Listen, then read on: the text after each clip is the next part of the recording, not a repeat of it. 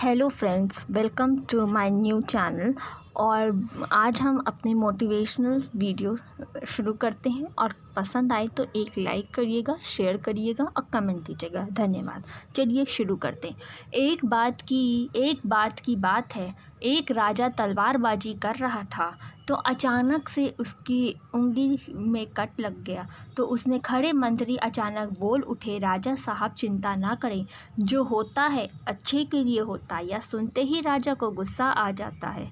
राजा उस मंत्री को कारागृह में बंद करने का आदेश दे देता है और बोलता है, इसको फांसी पे चढ़ा दिया जाए। यह सुन के मंत्री घबरा गया। उसने राजा से निवेदन किया, महाराज, मैंने आपके यहाँ इतने वर्षों से काम किया है। क्या आप मेरी अंतिम इच्छा पूरी नहीं करेंगे? राजा बोला, ठीक है, बताओ क्या है तुम्हारी अंतिम इच्छा?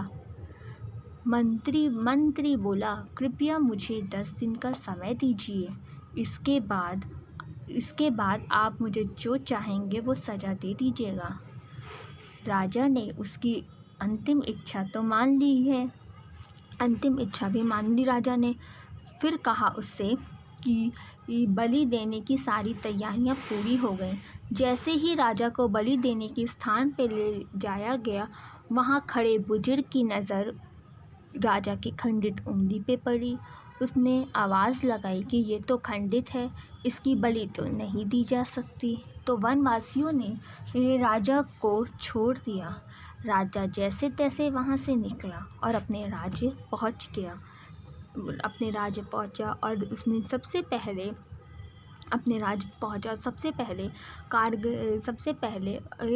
कारागृह में अपने मंत्री से मिलने पहुँचा। राजा ने मंत्री से कहा, आपने सही कहा था, अगर मेरी उंगली नहीं कटी होती तो मैं जिंदा नहीं होता। यानी जो होता है वो अच्छे के लिए होता है।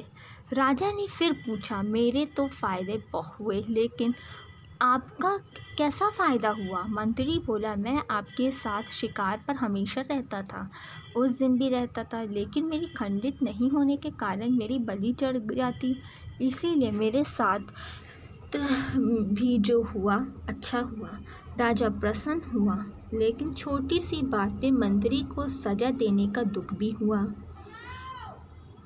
इसलिए राजा ने